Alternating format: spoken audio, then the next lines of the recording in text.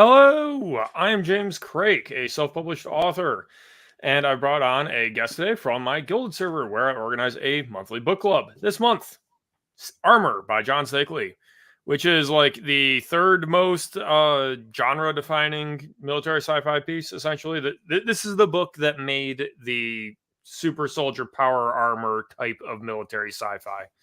Okay, this is from the 80s. This came out after Starship Troopers.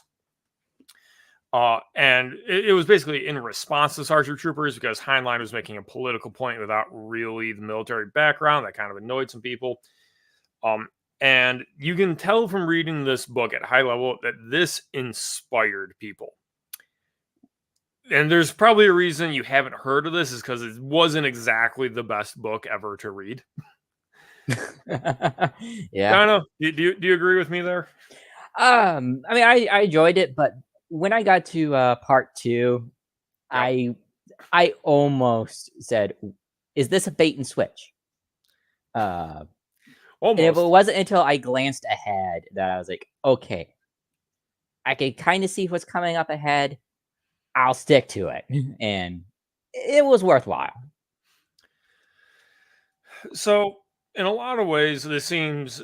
I probably should have looked up how much John Steakley had written before writing this, because there is literal direct quality of the writing in the prose and the action sequences.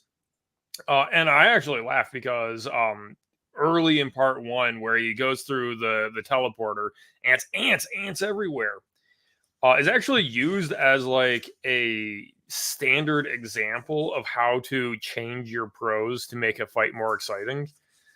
Like it gets used as examples in craft books. Now, it does, coming from me, that doesn't really matter much. I think craft books are shit.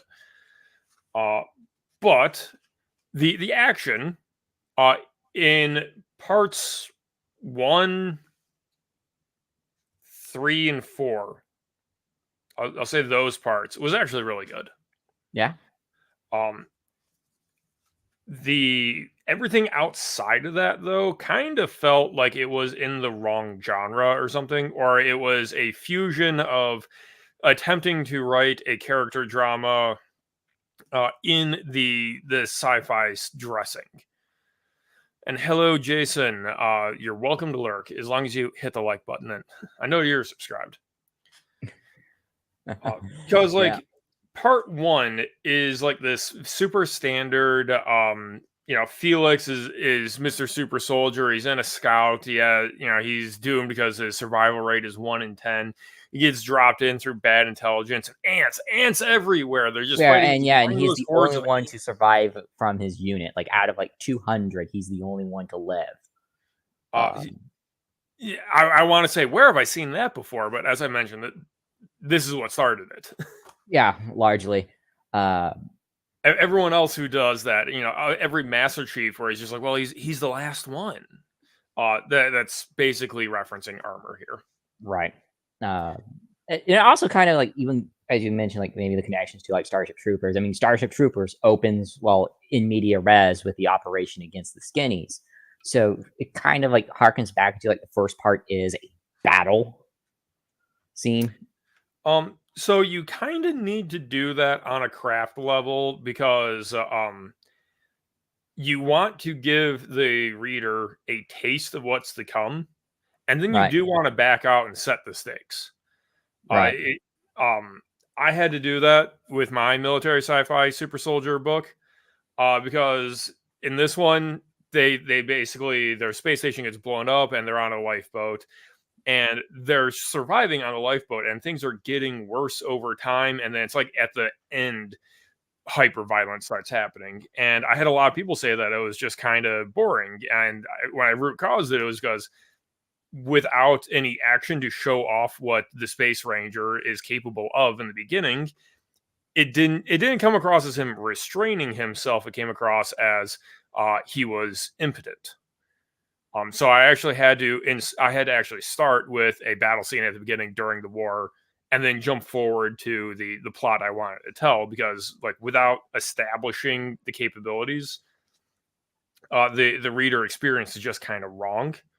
Mm. and giving someone something exciting just kind of gets them invested fast. So it's probably the right move, you know. Yeah. That said, part two sucked. Like, God. Oh yeah. Part two is extremely confusing, and I'm not sure it's exactly a good idea because it introduces a new main character who ends up having more main character properties than the super soldier does. Yeah. Yeah, because like when I got into here, it's like, okay, great. You know, I kind of have an idea who Felix is. I want to see more. Who's Jack Crow? Why should I care about Jack Crow? Oh, he's a pirate that people like because don't you know he went on trial for piracy, and then It's like, like for the record, what did he actually do? Like he stole one ship and then released the it was like a cyberpunk plot line where he like accidentally stole a prototype ship from one company who had stolen it from another company, and because he got brought to court for it, the design went public domain or something stupid like that because Fleet captured it. yeah.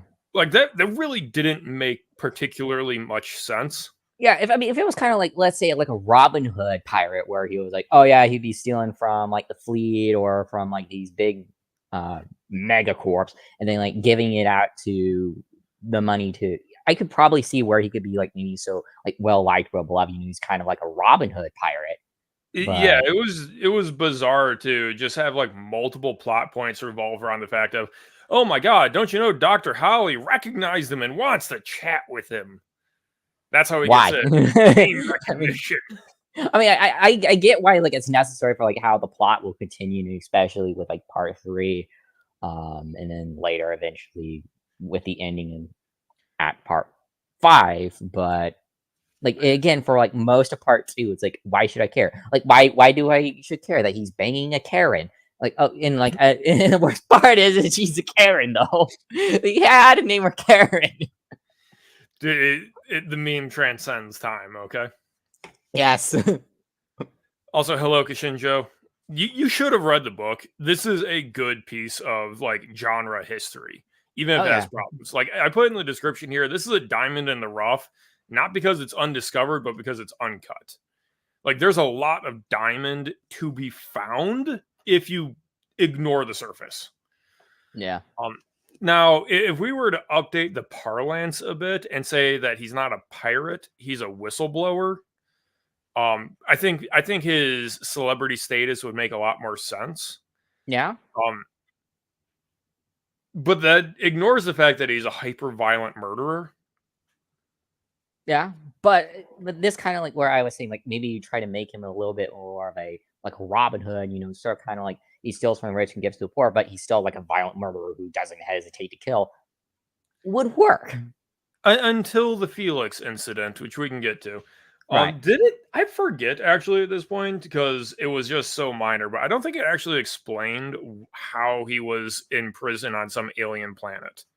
Yeah, they don't explain why. Which I mean, sometimes you don't have to. Like, okay, I know when you're writing, like sometimes you don't have to. It's like perfectly fine to like leave some mystery undone, like or unanswered. Like you don't have to answer everything, but yeah, they don't tell you why he's in prison.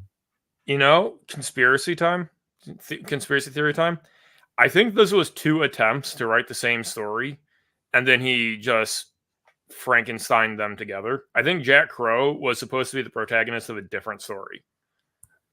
I mean, probably because I went and did some granted quote unquote research, just reading Wikipedia on John Steakley. Oh, you did more than I did.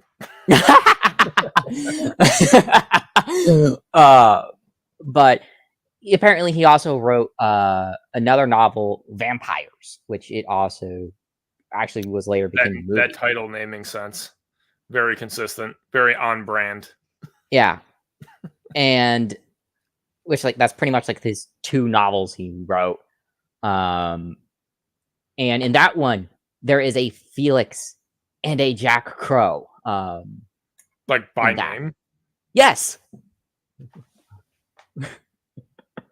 I mean, I don't know how Vampires is like because it's like it's actually interesting enough because I know you over that one live stream we did, you looked over like my kind of like pulp idea, the Templars, which are basically a monster hunters, which this vampires is about monster hunters. So that one I might look into. But the book club has use. Good to hear. yes. And viewer, you can click the link in the description to join. You just have to answer a question to prove you're not a machine. Yeah. Yeah. Okay. So part 2 just is like a cold open on a prison escape that isn't really explained. There's just some drugs. There's just some excuse for hyperviolence. Then he talks his way onto a pirate ship by being a tough guy. Because don't you know he's Jack Crow, right? And then the captain recognizes him. Captain seizes the opportunity, even though they're a bunch of mutineers. Yeah, so they're mutineers from the war, which actually should be a stronger tie-in than it is in a lot of ways. Oh yeah. There's supposed to be this theme that feel like that people are trying to get away from the war, but the war is just so nonsensical in a lot of ways and secondary to the let's call it the battle nihilism. That the theme of them being mutineers just kind of didn't matter. It was just like a label to make sure that the reader goes, "Oh, they're the bad guys." The mutineer is so different from a pirate. Yeah, I mean, they could just be like another rival faction who kind of like respects Jack Crow because he is such a badass and such. But you know, they're kind of like rivals, and they're not like the, let's say, a pirate with heart of gold going with the whole idea of like, oh, he's more like a Robin Hood pirate, right? At least that's something I would have said Steakley could have done. But then again, so I think the encounter is a little contrived because the plot is that allegedly they need to go to this planet. I don't even remember what the name of the planet is. Lewis's planet. And because it is the least defended can generator. I'm actually bad at remembering the made-up words that this book uses. The only one I remember is like plasteel. That's actually the only one I remember. There's something about the generator that makes power. Like right. he literally just calls it power and then just ignores all the implications because it seems to be electricity, but it's some kind of like super duper hypercharge where you can just like jam your hips into someone else and transfer like gigawatt hours in seconds. It's like, what the hell is this power? This is not how electricity works. So it has to be at least with like Star Trek, like even the original, because they have an antimatter matter reactor, it kind of seems to have more of a scientific backing than this. I don't think so the technology is definitely not the strong suit here. I think we can just broadly say that.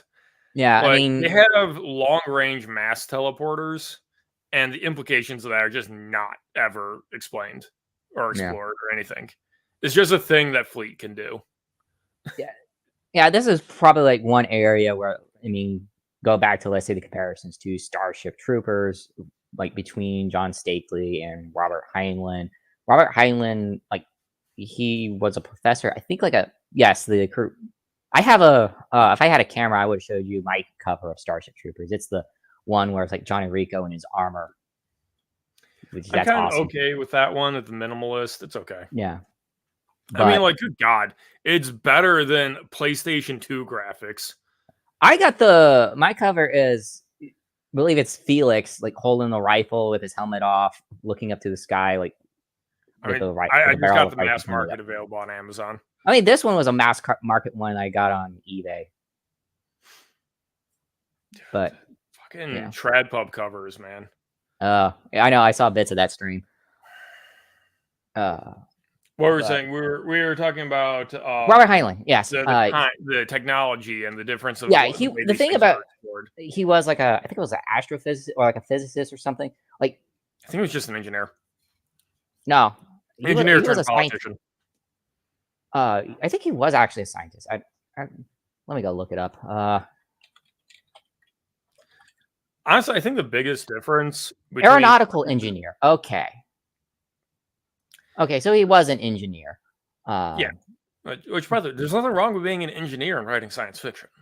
Right. Oh, and this kind of like gets why I know you are one, but I mean, this probably gets into like why for like Starship Troopers or any of his others, it kind of has like he's a bit more like harder. He like it kind of leans into the realm of possibility where he tries to do that. Whereas like Steakley kind of goes with the rule cool, which I mean, rule cool is great. You Yeah, know, the sometimes you end of the book is 100% rule of cool. yeah. Um, honestly, I think the fundamental difference is in Starship Troopers, the government's competent. Oh, yeah. In Armor, they're the least competent gaggle of fuckheads you'll ever find. Yeah. And that when you just treat it as the war machine is a bunch of idiots, the technology doesn't matter because even if there are implications, they're too stupid to use it. Oh yeah.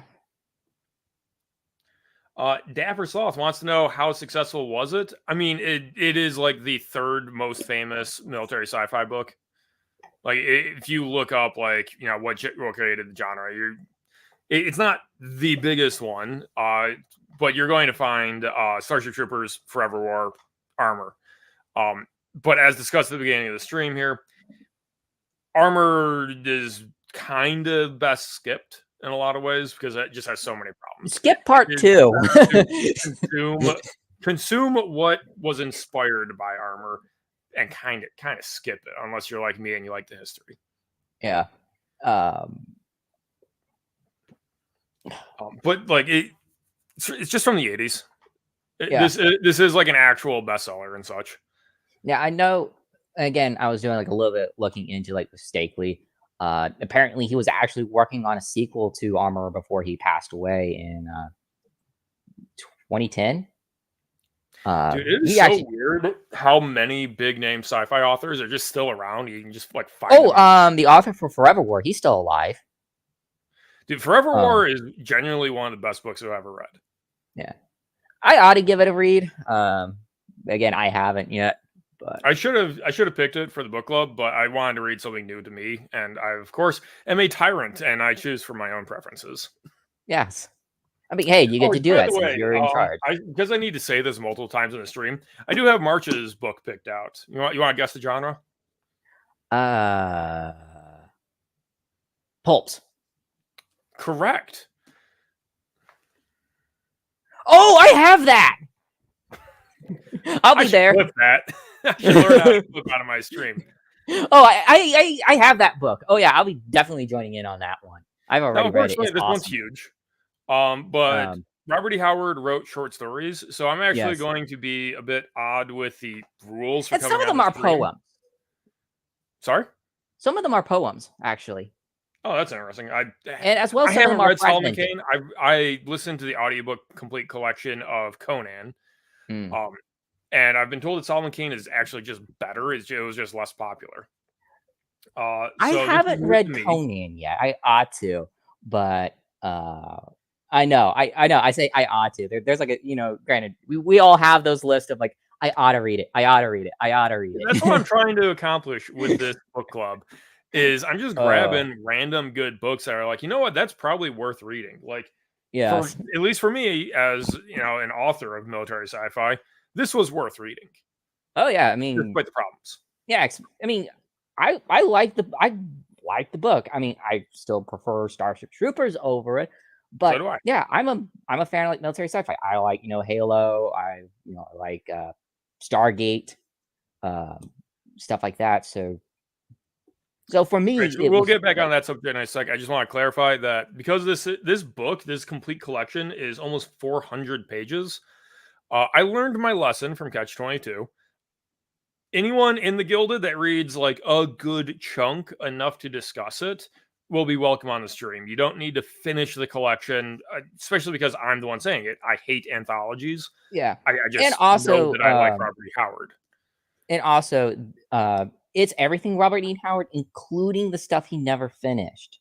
So there are going to be quite a few stories that are like fragmented. Because I mean, unfortunately, with him committing suicide, they'll never be finished. So Don't tell that to AI. AI will try and fix that. no, AI will never be able to replicate Robert E. Howard. It will never. It'd be like trying to tell. That's actually an interesting thing that I should discuss. So I've got the complete works of Edgar Allan Poe on my to read list, which I believe you can directly prove that Poe's style drove the style of Howard. Probably.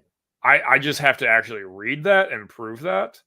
Because then I could get into a discussion on AI wouldn't be able to do that because AI has to take a general language set, whereas a style like the one that Robert E. Howard uses is a very, very curated way of writing, and a full language model simply doesn't have enough training data to reliably produce that style of English. The Great Indoors wants to know what I'm drinking because I still have taken. It's still not Easter. I'm not drinking alcohol for Lent, so that is just a diet caffeine-free Coke. Yep. Tapper Soft brings up a good question. I should make note of that in my Gilded videos. I have a channel on my Gilded for video subject suggestions. How would living through World War II change the writing Robert E. Howard and Lovecraft, since their writing was pretty heavily based on races? It's obviously a slightly touchy subject. Oh yeah, very. But that is an interesting question. Yeah, it would be. I mean, I know, this goes back to Robert Heinlein. He was very I know progressive might be the doesn't exist in Heinlein's books. Yeah, I mean, I know draw back to the Starship Troopers comparison. Drill Instructor Zim, he's Turkish. Johnny Rico, his actual name's Juan Rico, who's from the Philippines. Philippines. He's from Buenos Aires. No, Philippines. At the end of Starship Troopers, he mentions Tagalog, which is the language of the Philippines. Tagalog. That's their tongue. It's which also. My apologies. I read Starship Troopers about 6 years ago. I have a long list of classic 10 out of 10 sci-fi books I read before I started seriously writing. And from the hundreds of books I've read after, all the details are starting to vanish from my brain. Yeah.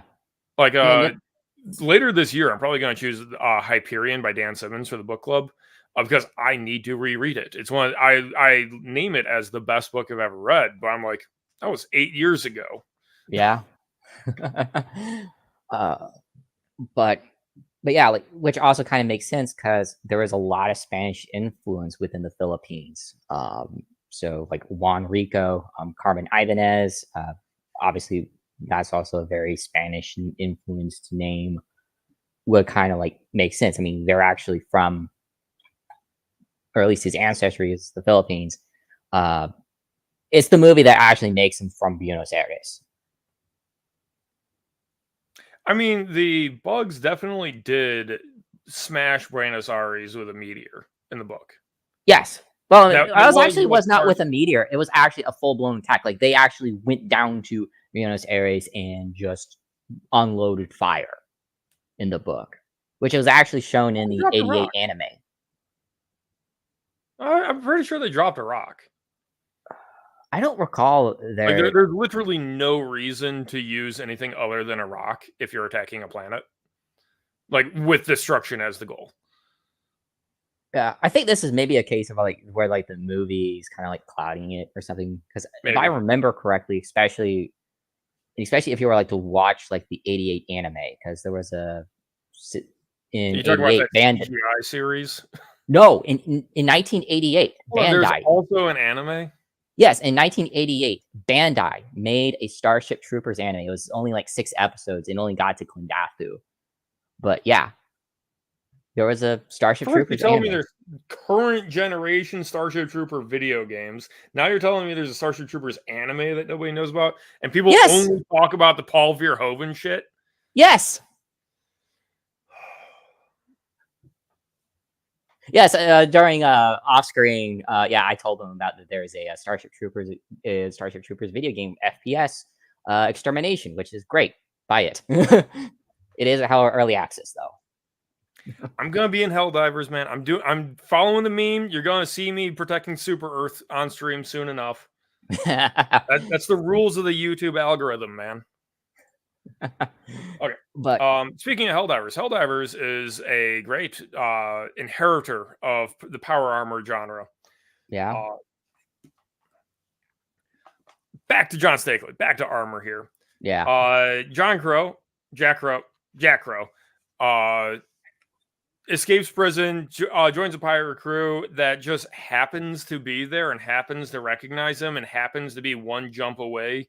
I guess what you're supposed to interpret is that Borglin wasn't that low on power, because Jack Crow gets brought on to infiltrate this fleet fortification for research purposes to bring down their shields so that Borglin can break into it and get basically their nuclear reactor. yeah, And Borglin says, "Well, I only have enough fuel because we're mutineers to do this one last jump." At the end of the book, it turns out that actually he's trying to conquer the planet and set himself up as basically a warlord, yeah. which I guess you can retroactively go, okay, he actually probably had a lot more fuel than he was letting on. It's just that when he found Jack Crow, he came up with a plan of how to get the shields down so he could capture the planet. So he had his plan, and he was just like, "Yeah, this is the last jump," because he wanted to go to the planet, conquer it, and become a planetary governor. Right. And So that can work. if that's not true, though, which will obviously can't go ask John Steakley anymore. Like, if that actually was just a coincidence, that would be a big plot stretch to believe that he Yeah. just happens to find someone who happens to be able to get into the fort on name recognition alone, one jump before going to the planet. I think the interpretation is that Borglin was lying. What do you think? Oh yeah. I mean, you can. I mean, I could kind of tell that Borglin was a bit dishonest from the beginning, but like obviously like a shady character. But Right. So to move forward through the plot here, he arrives and he's a celebrity. He does sabotage the defense shields, but as a gift to Dr. Holly, who is like the government supreme commander essentially of the research installation, he brings this suit of power armor from the Ant War, which I guess the entire installation way away from the Ant War kind of makes more sense than the Ant War does, because eventually when you get back to the flashbacks, as it turns out, of Felix and the Ant War, mm-hmm. the victory conditions of the Ant War make absolutely no sense. Yeah, Like, because literally nothing is explained about the ants, how they get technology, what's in charge, what their objectives are, how they even came into fighting.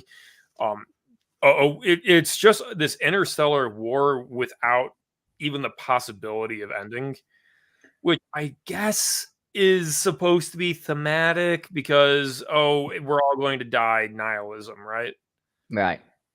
But yeah, and this is. I mean, again, going back to at least Starship Troopers, the as a much shorter book, the bugs are like far more thought out. Like, oh, you have like a whole cast. There is like an in stake for them because part of the reason why they captured the brain bug in a book is to figure out, hey, can we at least be able to negotiate with them? Which I mean, with the bugs being allied with the skinnies, shows that they are at least capable of diplomacy. And one of the reasons why they captured the brain bug is to hold us hostage so that they can do a swap with captured MI on Klingathu. Okay, so here's probably a better comparison, because the year after Armor came out, Orson Scott Card's Ender's Game came out. Okay. And Ender's Game has actually actually directly addresses the problem of going into an interstellar war with an alien mind, and the shit show that it causes when you don't understand each other's victory conditions. Yeah. That's like, I would say, a fifth of that book. And that's actually thought out, and it matters, and it gives a lot of weight to the ending. Yeah, because isn't like in like Ender's Game, or at least some of the other books relating to it, isn't like, oh, the bugs don't realize that, wait, they're individualistic. They're not Yeah, a so collectivist. the bugs in Ender's Game, there's only like 8. Right. Like that's what humans discover, and then Fleet Command just keeps that secret, basically. The reason they get into war is because the bugs assume that there's only like 8 humans as well. The drones are just like extensions. They're basically skin cells on the end of this, telepathic hive mind. So killing a whole bunch of them doesn't matter. Like, you wouldn't be upset because you basically grazed your thumb against somebody. Right. Like you don't care, like, if you're scratching yourself, you're killing a couple of dead skin cells as long as you get rid of the itch. Right. So until they under their paradigm, interstellar war is very low stakes under that paradigm. Like, it's literally not a big deal to blow up a few planets because no actual mind is getting destroyed. When they get to Earth, then they realize that, oh, whoa, there's how many of them? And they immediately try to retreat. And from that point on, they're suing for peace, but basically too much damage has been done. Right. And it matters. Like, that is a thought out, and that is a good use of science fiction, alien war, and such. The ants in armor are just ants. They're mindless, mobs for the slaughter. Yeah. Yeah, and I got that too. I mean, it's like, there's a part of me that's like, hey, I would like to, know more about them, but like, do you want to know more? But but apparently there's like not. There's like, they don't even like mention like the ants have a queen or anything like that. I mean, which means they're ants. They would. Maybe he was saving that for like book 2 content, because the book Possibly really isn't about the ant war. It's about the characters and how it impacts them. And even then, it doesn't really do a great job at it. I mean, Felix isn't even traumatized by the war. Yeah, he's traumatized by the fact he lost his wife. That's part of the reason why he went to war, to forget about her and to die. Which, for some reason, which, I mean, it kind of makes sense, because, like, the most dangerous man is one with nothing left to lose. So he winds up becoming, like, their equivalent of, like, Dan Daly. I think Steakley was trying to imply that because he's what's called an Archon. He's the monarch of rich Earth, basically. He was raised that way, and he was trained that way, and he wasn't just born. I actually found the monarchy system interesting, because he wasn't born into it. He had to earn the crown, which means that he spent his formative years desperately fighting and clawing for political power. And the idea is supposed to be that because that's how he was raised, he can't turn that off. So even when he is intentionally trying to get himself killed by fighting a hopeless war, he can't beat his past, and his past keeps him alive. But that would have required his split personality being called, then the Archon was in charge. And he not the engine. Yeah, he just calls it, oh, well, like, I just give in to despair. I'm just going to let my body do what my body does. I'm going to let the engine be in charge. Right.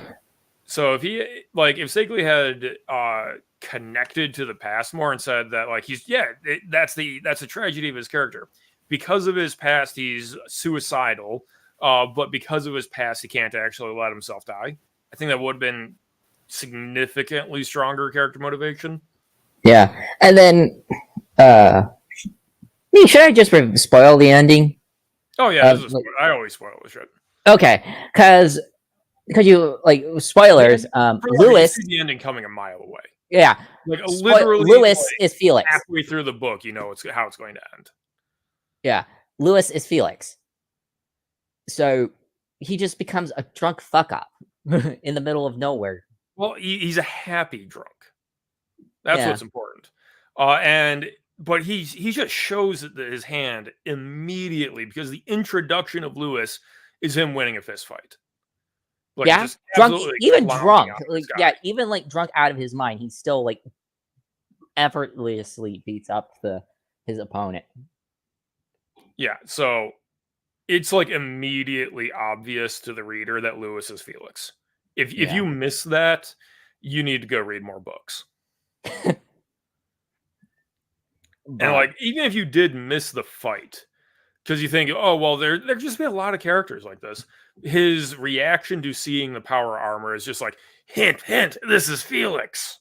Yeah, and it just so happens that the suit that Haley and Crow study just so happens to be Felix's. Well, no, it's not just so happens. It's literally Borglin scouted the planet out and found Felix's abandoned ship. Yeah. So the problem is that's actually Borglin's stupidity. He should have realized that there was someone on the planet with like actual fleet super soldier training who managed to escape with their suit intact. And he just was unprepared for Mr. Super Soldier to show up at the end. Right.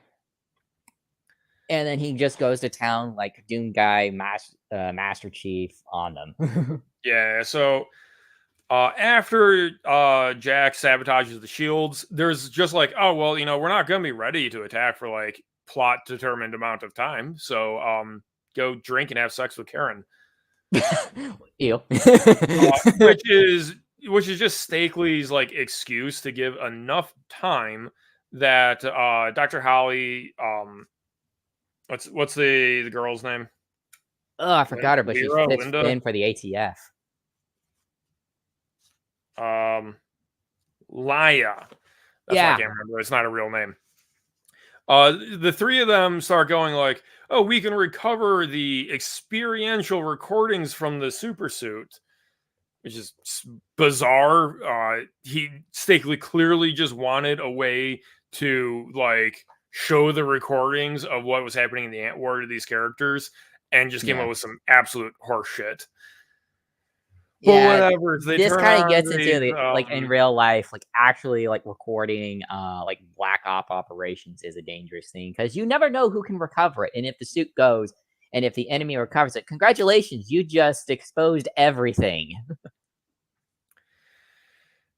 So, technology bullshit aside, it's an excuse for the plot so that the other protagonists can basically become obsessed with Felix, and then we can go back to the flashback, which goes back to Felix pointlessly dropping again and again and again into the Ant War because Fleet Command is incompetent and doesn't realize what they're doing to him, because John Steakley hates the government, apparently. I mean, I mean, I'm not a big fan of the government, but at least when it comes to the military, they'll be able to at least figure out, hey, this guy has been on a couple of, you know, major drops lately. The weirdest thing was that, like, he went into some officer's going to figure it out. Yeah, when he's in the ICU for the 4th time and his medical records aren't being given to the doctors, and they're not even noticing the scars from the other 3 times he was in the ICU. Like, that's actually just like, that is beyond my suspension of disbelief. Yeah, like, yes, governments can be largely incompetent. That's part of the reason why some of the mess happens in real life. But then again, there is a level of competency to them, or else they would not survive. I mean, this is even something I've noticed in other sci-fi, even like whether it's, especially in like TV shows I've watched, where it's like some of the writers who you can kind of tell they have no experience, like dealing with like the military or government and stuff, just because of like how incompetent. Like you wind up stuff that would just flat out would not even happen. An So example is, I would say, is I think that comes from people trying to take what they experienced and extrapolate it yeah, to make it more dramatic. Because stories are typically about larger than life people, and that's right, correct. But it sometimes you extrapolate too far. right. Because Sometimes you write a character who very clearly, at this point, even well before 20 drops, he could have just said no. Okay, they would have court-martialed him. A court-martialing is still a hearing. right, Yeah, he might yeah, like the a court outcome of a martial court-martial. is obviously a trial. It, is within, I know, in the United States, UCMJ, you are given like a defense attorney. You are able to present your case to the generals who'll be presiding over it. You you will be able to say, "Hey, I've been on way too many drops," and then the generals will be like, "Yeah, he has been. Why the hell has he been on these many drops? Who signed off on this?" And he would actually, they would let him go. They would find him Yeah, not he guilty. absolutely. If he wasn't trying to get himself killed, if he just went to a court-martial for desertion, he would absolutely win the case. Like Yeah. he would get honorably discharged. Oh, yeah. Um, this kind of maybe goes back to an example of this is a TV show. It was the latest Voltron series, the Legendary Defender. The character Shiro, they have him out to be, oh, he was like set all these records, a war hero kind of thing for Galaxy Garrison. And at the beginning, he and a couple other characters who are Pidge's father and brother, they all disappear. A couple years later, he escapes from the Galdra, the bad guys of the series. And it turns out that before the black level operation that they were sent on, this was a shitty recon. Not recon, retcon. Apparently, Shiro had some disease, space AIDS. Let's call it that. Because it's uncurable and it's going to kill him. Space AIDS. Which, and it's like, that before they send you out on what would be a black level operation, they would do medical scans on you. They would check you medically. They would have discovered it and would have, if he was extremely lucky, they would have gave him a desk job. Extremely, extremely lucky. What would have happened is he would have been, okay, well, considering you're a war hero, we'll give you an honorable discharge, we'll give you all this kind of stuff, we'll give you a pension, we'll give you all this medical care till the day you die. What? We're gonna put you in some commercials. Right. Like we'll take care of you until you pass away. Like, you're not going on this operation. Which also kind of makes sense because Pidge in that series was a girl, but the whole beginning thing, she's masquerading as a boy in this military academy. Except, I briefly was in the military, so I went through maps. They have you drop your drawers. They inspect everything. I mean, someone else who's been in, like, I think Hojo, he's Army. Like, they go through, like, they check everything. They're going to tell immediately, like, hey, this is a woman, not a man. The record states is a man. What's going on here? And then they would have been able to figure out, oh, one would have been kicked out for fraud, and two, they would have found out that, oh, actually, it's Katie Holt, the relative of these two people who went missing, which he was caught trying to sneak into Galaxy Garrison a couple of months prior and was banned. But again, I can go on a whole bunch of tangents why Legendary Defender sucks. All right. Is there anything left to say about armor? Because they obviously get the full. Oh, right. The timelines don't make sense. And I don't mean about the events in the book. I mean, if you actually check the date, I believe he said that the date was like not even 2200. Yeah, it's actually like 2070 something. Yeah, it's like ridiculously close to now.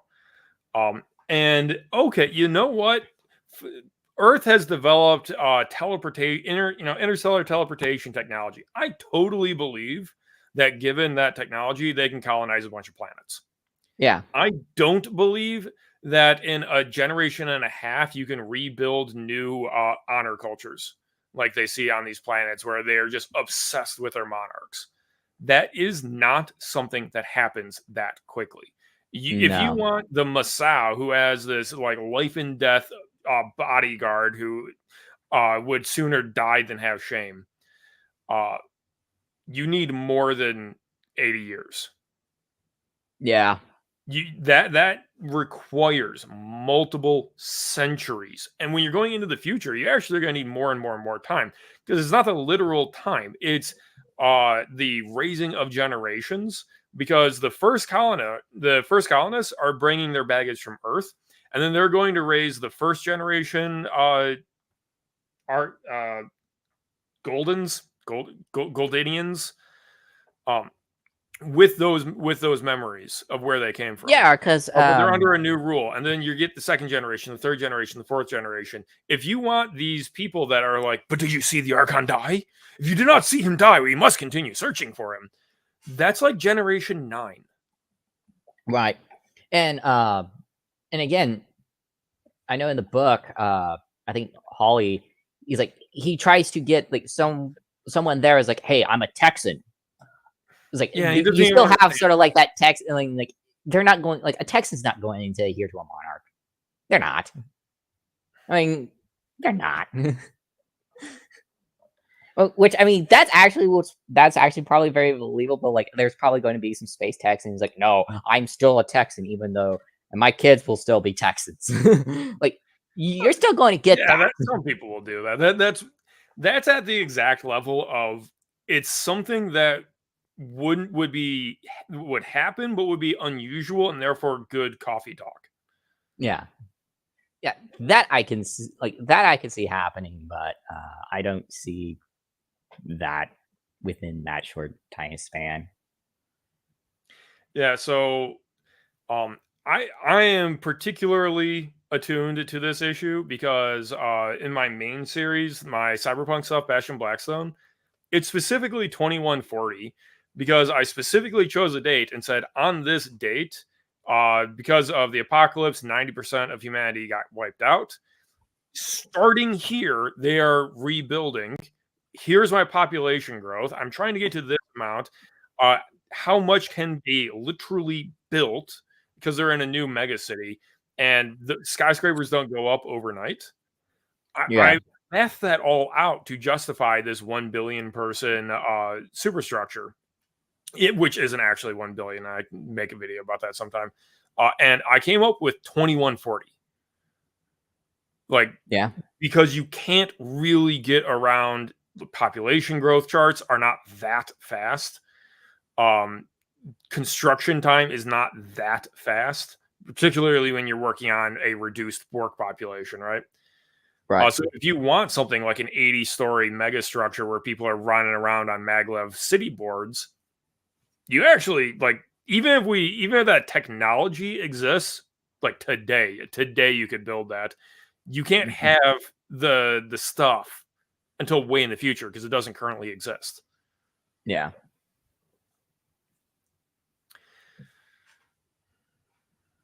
Yeah, I mean, all right, we're wrapping into the end, so I'm taking questions from the crowd. okay. I will read Akotar. I'm not even going to disparage it until I've read it. But I can say right now, because I was talking with the girls running my local bookstore, it is popular because it is a safe buy, and she has now a volume of works out that because the average author is bad, the average book is bad. It is better to take a safe okay than to take a blind gamble, is how the average consumer thinks. And Sarah J. Maas is a safe okay. More than a safe okay, Akotar hit like escape velocity popularity, where suddenly you could talk to your friends about it, and they had probably also read Akotar. So its quality doesn't matter. It does because it is it is worth the money to the target demographic.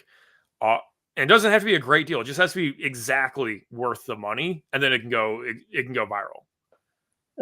Also, there's probably is like probably some level like you're not missing out and such like that. Not maybe some stuff like that. Yeah.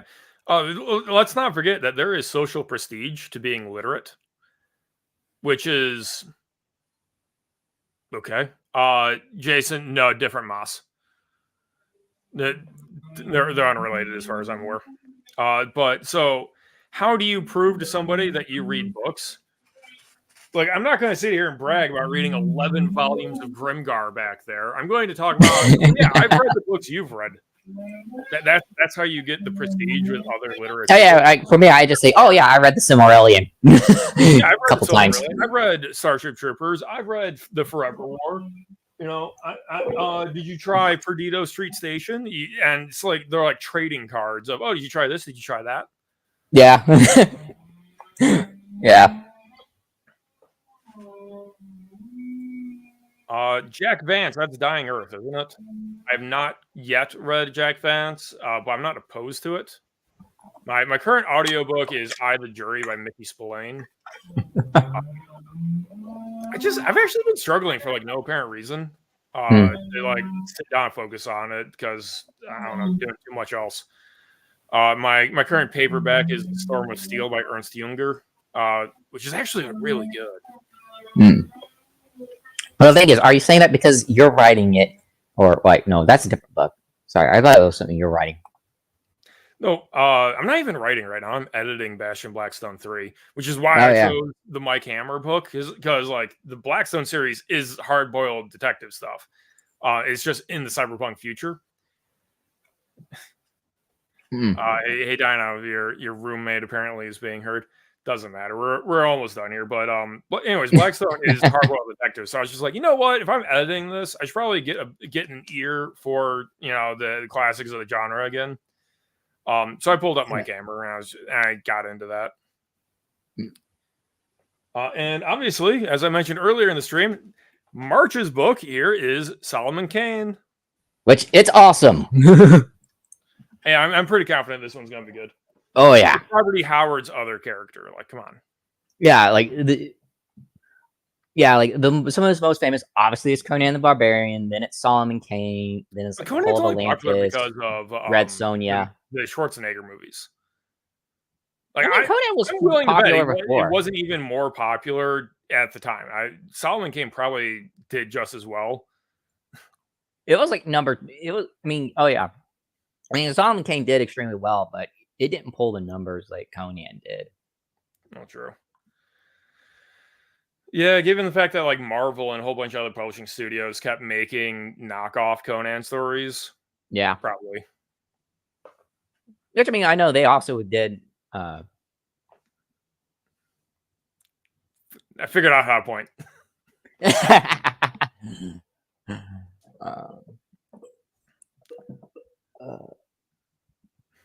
All right, 7 minutes ago. You have a Twitter account now. I actually finally do. It's Nickel CL, which is what I'll be when I finally start publishing stuff. That would be the author name there. I obviously have nothing there because I just created it, and I'm following you. So, yeah, you viewers should as well. Craig James, right? So you're actually one of my first followers. So, but yeah, I'll be like I'm intending just to use that to like, hey, I'll be releasing this. Hey, I'm working on this. I'm not like interested in doing like social media slap fights because that's what Discord's for. I have one book link of my own in the description that is Ship of Fools because this is my Super Soldier book. And it wasn't until finishing Armor that I realized I happened upon like a really good solution to the constant war problem. Because the Space Rangers in this setting, their side lost the war. So this takes place after basically a Earth versus the colonies interstellar civil war. The war just ended, and the problem is the super soldiers were Earth's weapon, and Earth lost. So all the super soldiers are like wanted for war crimes because they fought a war. Okay, And the rebel forces that were supposed to be this joint alliance for independence and freedom, now they're in charge. They're just fracturing immediately. Yeah. And they're all trying to find and grab and secure these super soldiers to pick apart the way the suit works, to learn their genetic engineering, to basically experiment on them and such. And there is no government institution left that can protect them. So they're all kind of on the run and hiding and separated from each other, looking for each other, which gives the setup for nonstop, constant action with enemies at every turn and betrayal and so on. Yeah. Without requiring incredibly incompetent fleet command. So apparently it's going to work out really well for me. And I am going to be releasing a sequel later this year to it. I've already got that. Good. I ought to go and start buying your books. I just don't know where to find them and such. I think the links are in the description. Yeah. I ought to give them a look. David Foster Wallace. I'm going to save short story authors for another stream because we're wrapping up here. Yeah. No, I have not read Red Rising. It is on my nebulous to-read list. You know what? I should probably go take a picture of my to-read shelf and post that in the Gilded server. So you can understand what I'm sitting on, let alone all the good books out there that I could buy. Yeah. All right. And with that, thank you all for tuning in. Please hit the like button, hit subscribe, YouTube things, tell your friends. I'm trying to hit 1,000 subscribers on here so I can get monetized. I've got some plans when that happens. I'm going to drop some money on some graphics and get some t-shirts going or something. I want to grow. I want to do more things that require more monetary risk. And I simply don't have enough audience size to justify taking monetary risk right now because it really wouldn't be a risk. I'd just be burning money. But what isn't burning money is buying my books. I'm going to be releasing my 6th book soon. I'm going to be doing all the self-pub stuff next Friday is my plan. I should have everything by then. And you're going to start hearing about my Portal Fantasy adventure, which was a blast to write, even if I had to rewrite it 3 times. And yeah, thanks for tuning in. Yeah. Just answer this. I don't give a damn. I get the same royalty rate between the 2 books. That's why all my books are different prices, is because the ebooks are all $3. And I get a certain cut. And that is how much I get for that sale. And I just, because of the variable print counts and such, I get the same royalties on my physicals. That's why they're weird prices. So I don't care. So it's just the buyer's preference. Yeah.